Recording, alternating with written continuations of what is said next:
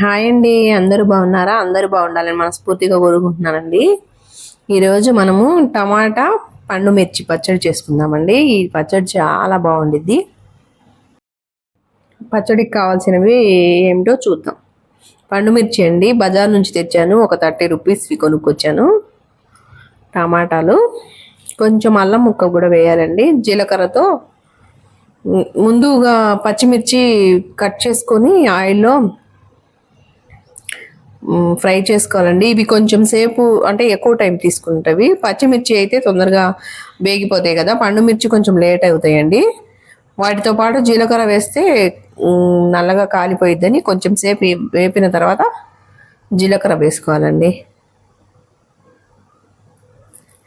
ఈ పచ్చడి వేడి వేడి అన్నంలోకి, రోటీస్లోకి, అంటే మినప రొట్టె అంటారు కదా అది, లేకపోతే అట్టు దోశలోకి చాలా బాగుండిద్దండి పచ్చడి.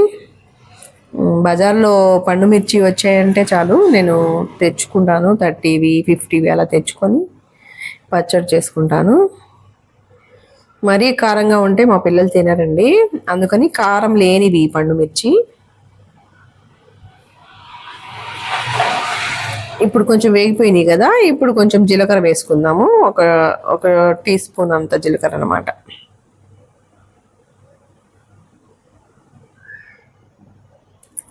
వేసేసుకొని కొంచెం సేపు ఫ్రై చేసుకుందాము. తర్వాత ఇవి పక్కన పెట్టేసుకొని, ఫ్రై అయిపోయినాయి కదా, పక్కన పెట్టేసుకొని మళ్ళీ అదే బాండీలో కొంచెం ఆయిల్ వేసేసుకొని టమాటా వేసుకొని మగ్గనిద్దామండి. టమాటా బాగా సన్నని మంట మీద పెడితే మగ్గిపోతుంది కదా. పుష్ప 2 సినిమా చూశారండి? మీలో ఎంతమంది చూశారు?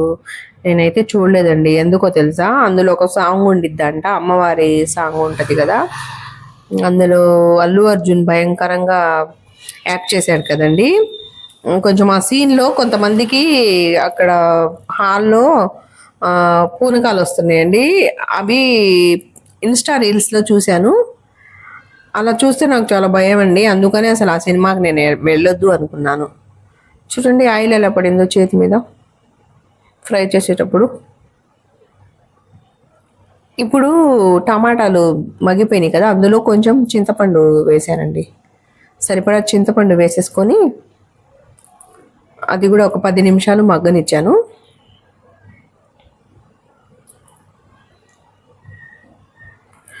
చూడండి మగ్గిపోయిన తర్వాత పక్కన పెట్టేసుకొని కొంచెం ఫ్యాన్ కింద చల్లారి పెట్టుకున్నానండి. ఇది రోట్లో నూరుకుంటే మెత్తగా అవ్వవు ఆ పచ్చిమిరపకాయలు, అందుకని మిక్సీ వేసుకోవాలి కొంచెం కచ్చాపచ్చగా. టీవీలో అదే జుబేదా అలీ షో వస్తుంటే అది చూస్తూ నేను యూట్యూబ్ చేసుకుంటూ మీతో కబుర్లు చెప్పుకుంటూ ఈ పచ్చడి రెడీ చేసుకున్నానండి. చల్లారిపోయింది. తర్వాత ఇందులో చింతపండు ఉంది కదా, అది సపరేట్ తీసానండి. కొంచెం అల్లం ముక్క వేసాను. ఇవి మిర్చి ఉన్నాయి కదా, పండు మిర్చి జీలకర్ర వేపింది, అది కూడా అందులో వేసేసుకొని ఇది కొంచెం దంచాలండి, చిన్నుల్లిపాయలు, లేకపోతే అవి గ్రైండ్ అవ్వవు సరిగ్గా. సరిపడా ఉప్పు వేసేసుకొని కొంచెం కచ్చాపచ్చాగా గ్రైండ్ చేసుకోవాలండి. మరీ గ్రైండ్ చేసుకుంటే బాగోదు పచ్చడి. చూశారు కదా, ఈ మెథడ్లో గ్రైండ్ చేసుకోవాలి. తర్వాత అందులో టమాటా వేసేసి గ్రైండ్ చేసుకోవాలండి, ఇలా చూపిస్తున్న విధంగా. ఇప్పుడు పోపు పెట్టేసుకుందాం. అందులో జీలకర్ర, ఆవాలు, కొంచెం మెంతులు అండి, అంటే ఒక చిటికెడు మెంతులు వేసేసుకొని, ఎండుమిర్చి వేసేసి, కరివేపాకు కూడా వేసేసి,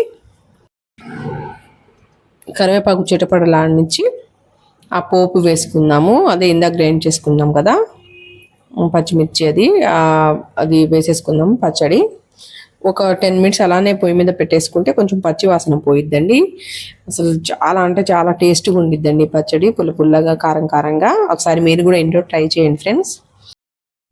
ఓకే ఫ్రెండ్స్, మా పాపకి లంచ్ టైం అయిందండి. ఇప్పుడు బస్ వెళ్ళిపోయిద్ది. కరెక్ట్గా 12కి బస్ వస్తుంది అన్నమాట, లంచ్ బాక్స్ తీసుకెళ్ళడానికి.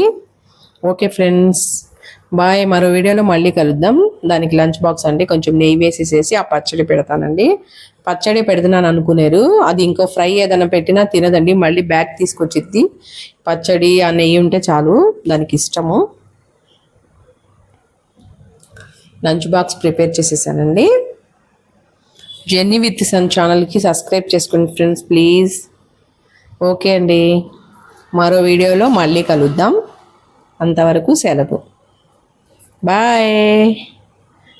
చూసారా లంచ్ బాక్స్?